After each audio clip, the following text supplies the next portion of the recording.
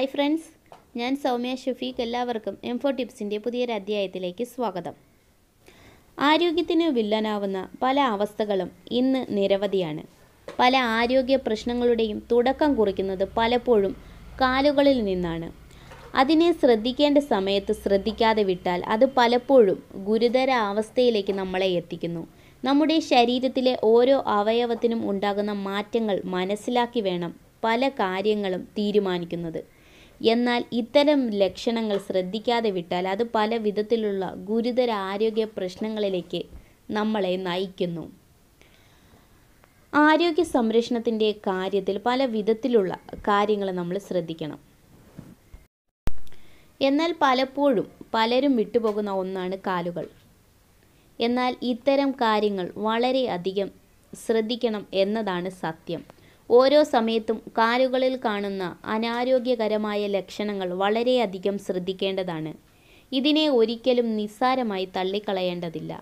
പാദങ്ങൾക്ക് ശ്രദ്ധ നൽകിയില്ലെങ്കിൽ അത് പലപ്പോഴും മരണത്തിലേക്ക് പോലും നമ്മളെ തള്ളിയിടുന്ന അവസ്ഥകളിലേക്ക് കാര്യങ്ങൾ എത്തിക്കുന്നു.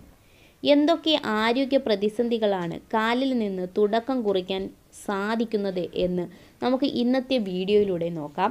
വീഡിയോയിലേക്ക് പോകുന്നതിന് മുമ്പേ നിങ്ങൾ ആരെങ്കിലും എൻ്റെ ഈ ചാനൽ ആദ്യമായിട്ടാണ് കാണുന്നതെന്നുണ്ടെങ്കിൽ ഇതുപോലുള്ള കൂടുതൽ വീഡിയോകൾക്കും ടിപ്സുകൾക്കും ഒക്കെ വേണ്ടിയിട്ട് ചാനൽ സബ്സ്ക്രൈബ് ചെയ്യാൻ മറക്കരുത്.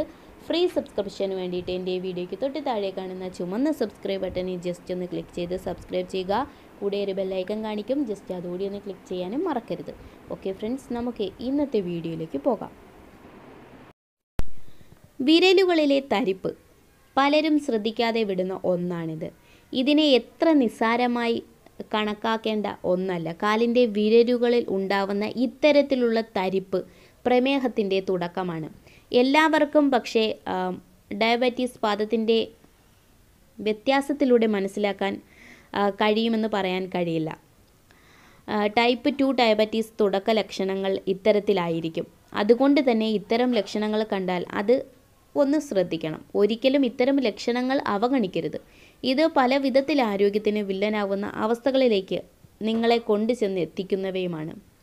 അതുപോലെ കാല് വിണ്ടുകീറുന്നതും ആരോഗ്യവും തമ്മിൽ എന്ത് ബന്ധമാണ് ഉള്ളതെന്ന് ആലോചിച്ചിട്ടുണ്ടോ? കാല് വിണ്ടുകീറുന്നത് സർവ്വസാധാരണമാണ്. എന്നാൽ ഈ ലക്ഷണം സാധാരണമാണെന്ന് കരുതി വെറുതെ അവഗണിക്കരുത്. തൈറോയ്ഡ് സംബന്ധമായ പ്രശ്നങ്ങൾ നിങ്ങളിൽ തല പൊക്കുന്നു എന്നതാണ് ഇതിൻ്റെ അർത്ഥം. അതുകൊണ്ട് തന്നെ ഇത്തരം കാര്യങ്ങളും വളരെയധികം ശ്രദ്ധിക്കണം. ഒരിക്കലും കാല് വിണ്ടുകീറുന്നത് സാധാരണമാണെന്ന് കരുതി തള്ളിക്കളയരുത്.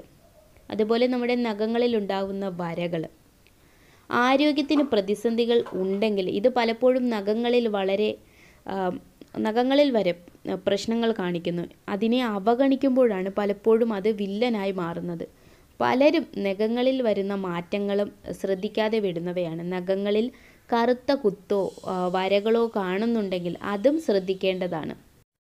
ഇത് മെലനോമ രോഗത്തിൻ്റെ ലക്ഷണങ്ങൾക്ക് മുന്നോടിയാണ്. വിറ്റാമിൻ ആവശ്യത്തിന് ശരീരത്തിൽ എത്തുന്നില്ല എന്നതാണ് ഇതിൻ്റെ അർത്ഥം. അതുകൊണ്ട് ഇത്തരം കാര്യങ്ങളും ശ്രദ്ധിച്ച് കൈകാര്യം ചെയ്യുക.